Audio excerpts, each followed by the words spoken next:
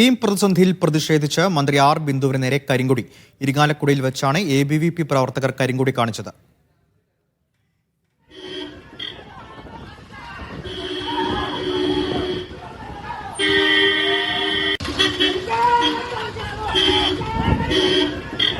നടരാജ് പരശുറാം ചേരുന്നു. നടരാജ്, പ്രതിഷേധം അവസാനിച്ചോ?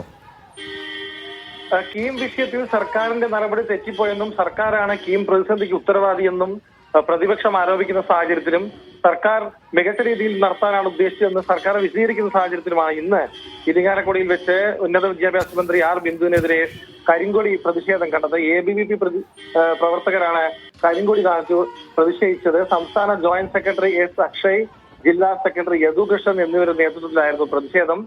ഇരിങ്ങാലക്കുടിയിൽ മന്ത്രി ആർ ബിന്ദുവിന്റെ മണ്ഡലമാണ്. അവിടെ പൊതുപരിപാടിയിൽ പങ്കെടുക്കാൻ എത്തിയതായിരുന്നു മന്ത്രി. ഇത് കഴിഞ്ഞ് മടങ്ങവെയാണ് വൈകിട്ട് 5 മണിയോടുകൂടി കരിങ്കൊടി പ്രതിഷേധം ഉണ്ടായത്. മന്ത്രിയുടെ വാഹനത്തിന് മുന്നിലേക്ക് ചാടിയ പ്രവർത്തകരെ ഉടൻ തന്നെ പോലീസ് കസ്റ്റഡിയിലെടുത്ത് നീക്കുകയായിരുന്നു. മന്ത്രി ഉടൻ തന്നെ യാത്ര തുടരുകയും ചെയ്തു. ശരി, മന്ത്രിക്കെതിരെ ഇരിങ്ങാലക്കുടയിലാണ് ABVP പ്രവർത്തകർ കരിങ്കൊടി കാണിച്ചത്. നടരാജ് പരശുറാമാണ് വിശദാംശം നൽകിയത്.